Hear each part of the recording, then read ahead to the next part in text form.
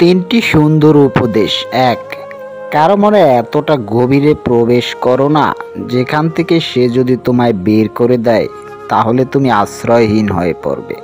দুই, কারো সাথে এতটা বেশি মনের কথা শেয়ার করো না যখন সে তোমার সাথে কথা বলা বন্ধ করে দিবে তখন তুমি আশ্রয়হীন হয়ে পড়বে না বা ক্রুদ্ধকর হয়ে পড়বে।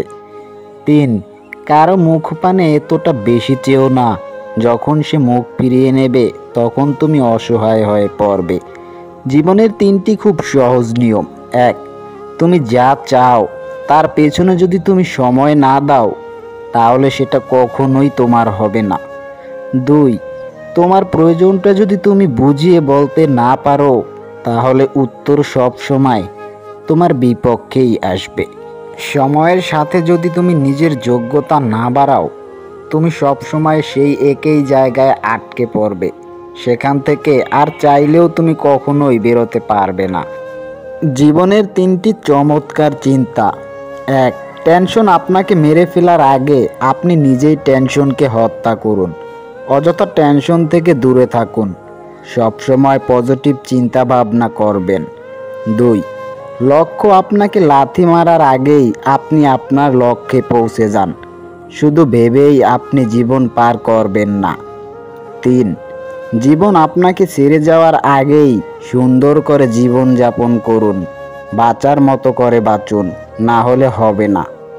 জীবনে কখনোই কারো বিপদে হাসবেন না, আপনি জানেন না একটু পর আপনার জন্য কি কি অপেক্ষা করছে।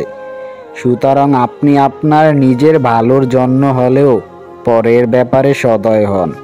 রাগের মধ্যেও কথার ব্যবহার আপনাকে এমন রাখতে হবে যেন পরে রাগ কমে গেলে আপনাকে নিজের কাছেই লজ্জিত হতে না হয়।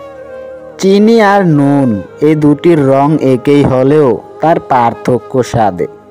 ঠিক তেমনি মানুষ আর অমানুষগুলো দেখতে পুরো একই রকম, কিন্তু তাদের পার্থক্য তাদের চরিত্রে।